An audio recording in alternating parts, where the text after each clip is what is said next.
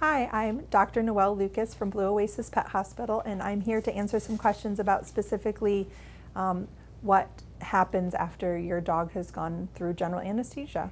And I have an assistant to help ask some of those questions. Dr. Lucas, how long does it take for anesthesia to wear off in a dog? So general anesthesia, when we turn our gas anesthesia off, our isoflurane off on our vaporizer, those dogs tend to come up to consciousness usually within 5 to 15 minutes where they're awake and aware. But then we go into the post-anesthetic recovery time. So we want to make sure that they are within our purview. So we want to watch them and monitor them to make sure that they're breathing okay, that they're not having any, we call it dysphoria. So that's just where the brain isn't quite conscious and can kind of get into a panic state, and we need to kind of help them through that. That doesn't happen very often, but it can. We want to make sure that they're warm, that they're comfortable, and that they're just slowly coming back to just more themselves. They might be groggy or tired, but most of our dog patients are up and walking within 1 to 2 hours after general anesthesia. What can I expect after I bring my dog home from an anesthetic procedure? So once you take your dog home after anesthesia, they are still, I call it altered, so they're not back to their full self because we've given them medications and drugs that have become, they're sedatives. There might be some narcotics on board, so some things that are going to make them feel maybe woozy or tired. They may not be able to walk in a straight line as easily. They are going to want to just come home to their home environment and relax again, their favorite spots. They may seem a little uneasy and want to pace around a little bit because again, they're kind of altered. But we're going to go over some of the things that you're going to have to watch for when they go home, and we'll write them down for you. We're also going to be mindful that you're going to have questions after they go home, and you need to ask us. So you're able to get a hold of the healthcare team here on an app that we have called Anapanion for after hours questions that you might have about your pet after general anesthesia. How can I help my dog recover from anesthesia at home? So helping your dog recover from anesthesia at home. So for example, you don't want to take your dog back from anesthesia after they have had a big procedure and there's a house full of guests, you're having a house party, that seems common sense, but at the same time we want to make sure that you are mindful of how that pet's coming home. We want a calm, quiet environment. Maybe you're going to play some soothing music on the way home. Make sure that car, if it's summertime, is cool. If it's in the wintertime, it's warm. You're going to want to make sure that you pick up maybe the big dog food bowl. We don't want them going home and just immediately going straight to food. We want to make sure that they're back to walking around really pretty normally. We want to make sure that you're going to be around and supervise them so that we can make sure that they're okay.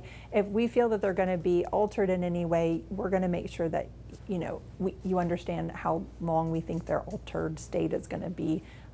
Some of our younger dogs, like our spays and neuter patients, oftentimes by the time they go home, they're like skipping out of here like nothing's ever happened. So we're going to just make sure that each pet is taken care of to their individual needs.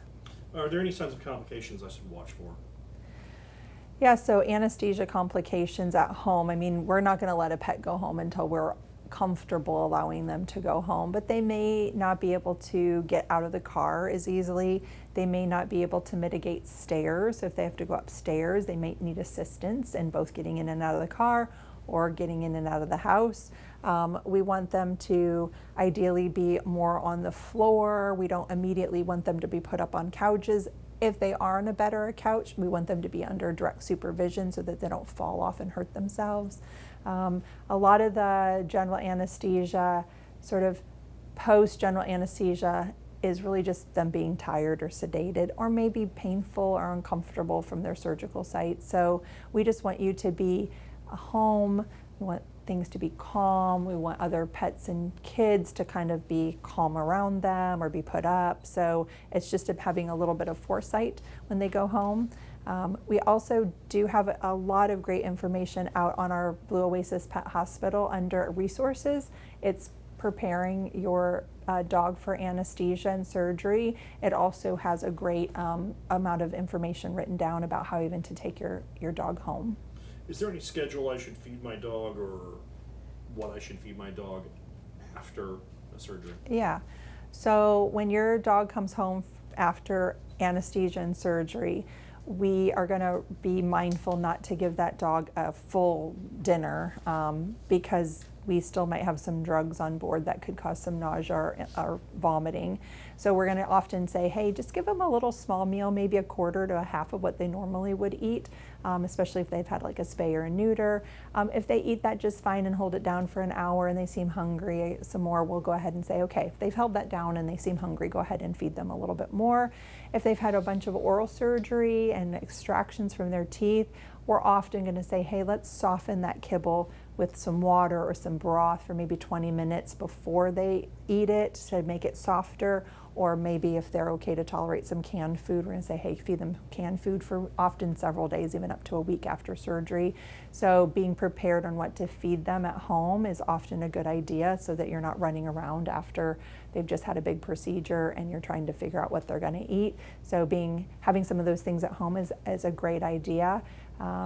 We just basically want to make sure that they're not getting nauseous and being comfortable when they eat when they get home, and we'll have it all written down for you. So if you have any questions regarding your dog's anesthesia and how to take them home afterwards, we invite you to get a hold of us and ask us your questions.